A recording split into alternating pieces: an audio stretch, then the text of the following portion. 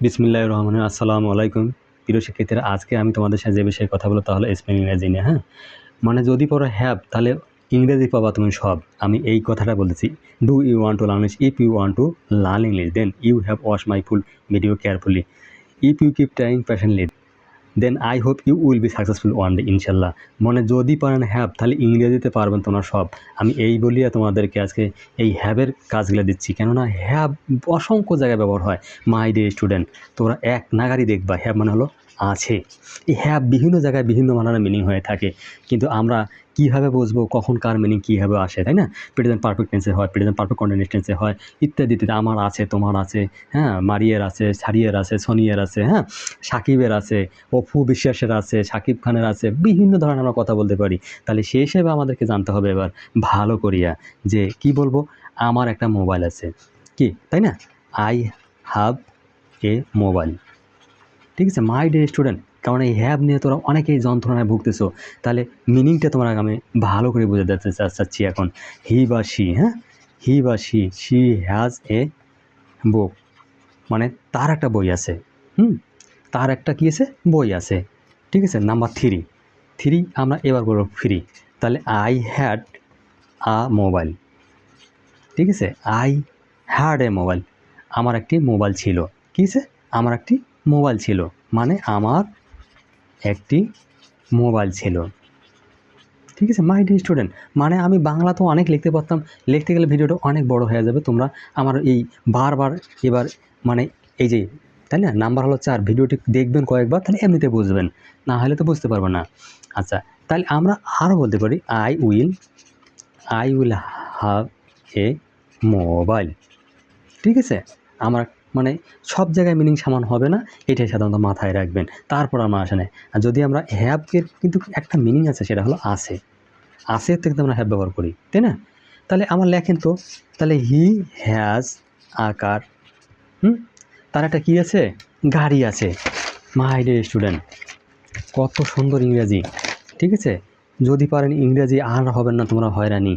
আচ্ছা, he has got a কার, মানে এটা এভাবে লেখা যায় আবার কি, হি হ্যাজ গট এ কার, মানে ওই যে আমার যে বললাম হি হ্যাজ এ কার, ওই হি হ্যাজ গট এ কার একই মিনিং, তার একটি গাড়ি আছে।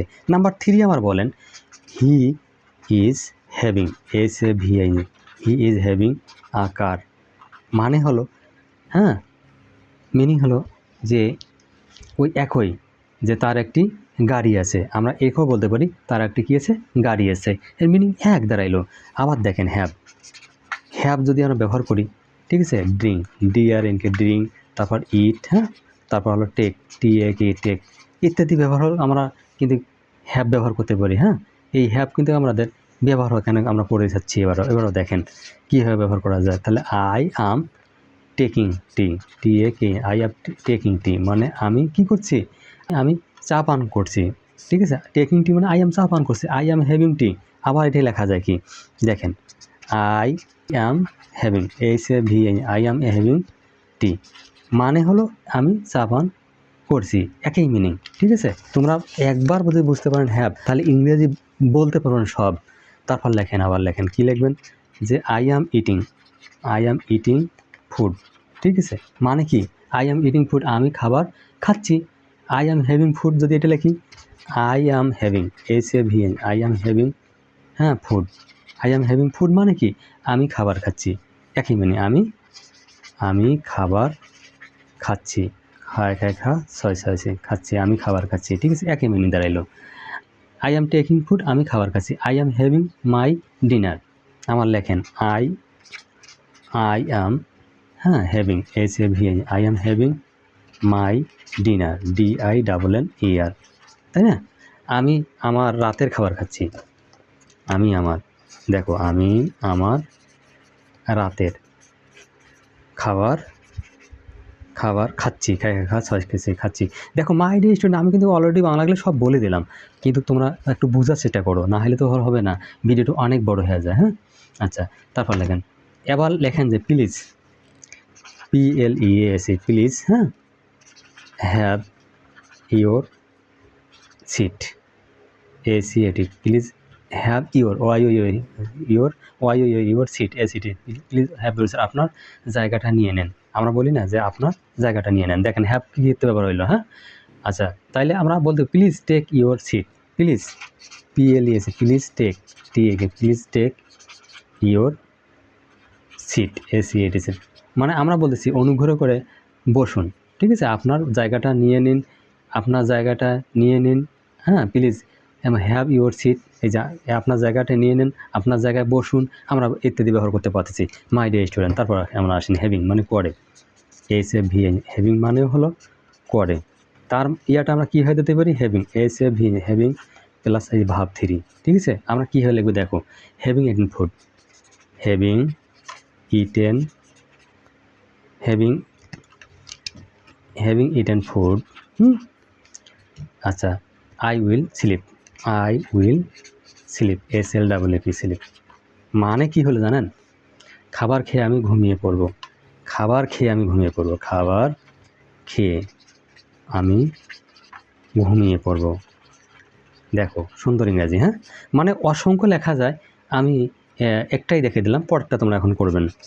হ্যাভিং, আচ্ছা, having completed PL completed TED, having completed the work WRK work, I will go home, I will go home home, মানে কাজটি শেষ করে আমি বাড়িতে যাব, কাজটি শেষ করে আমি বাড়িতে যাব, ঠিক আছে। এই যে আমার ইংরেজি মিনিংটা দাঁড়ালো যে কাজ করে আমি কিসে যাব, বাড়িতে যাব। আচ্ছা দেখেন আমরা কি লিখতে পারি, আচ্ছা হ্যাভিং, আচ্ছা হ্যাভিং HAVEING, হ্যাভিং সমান হলো হ্যাভিং HAVEING, হ্যাভিং প্লাস হলো টু প্লাস হলো কি ভাব 1, ঠিক আছে। এটা একটা সূত্রের মধ্যে আমরা পড়ে গেল, তাহলে এটা কিন্তু ভালো করে দেখবেন, তাহলে বুঝতে পারবেন, আরও ভালো করে বুঝতে পারবেন PTO।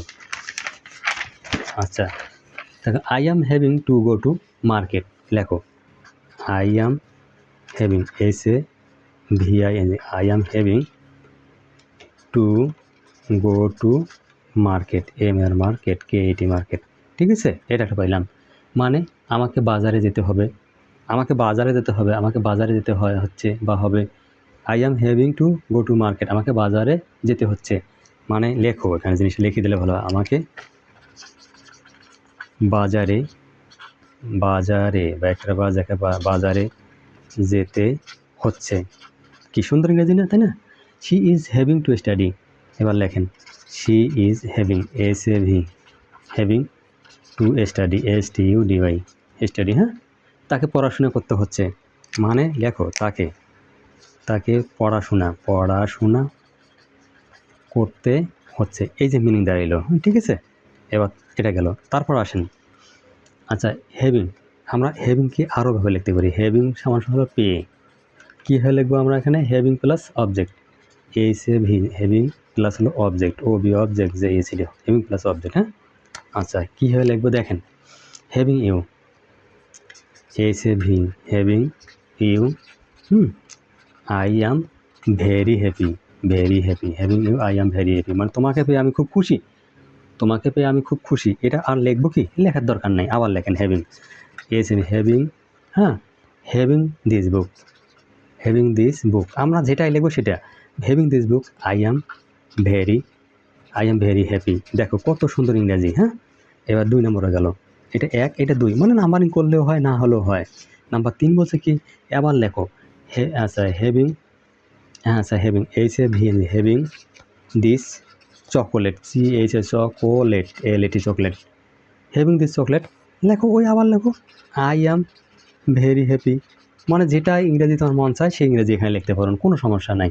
এবার পরের জায়গায় আসেন, পরের জায়গাটা হলো কি, যে হ্যাভ টু, মানে হ্যাভিং প্লাস ভাব 1, এই হ্যাভ টু সাউন্ড হলো হ্যাভ টু প্লাস হলো ভাব 1, এটা ভালো করে বোঝার চেষ্টা করবেন, তাহলে ইংরেজি আপনাতেই বুঝবেন।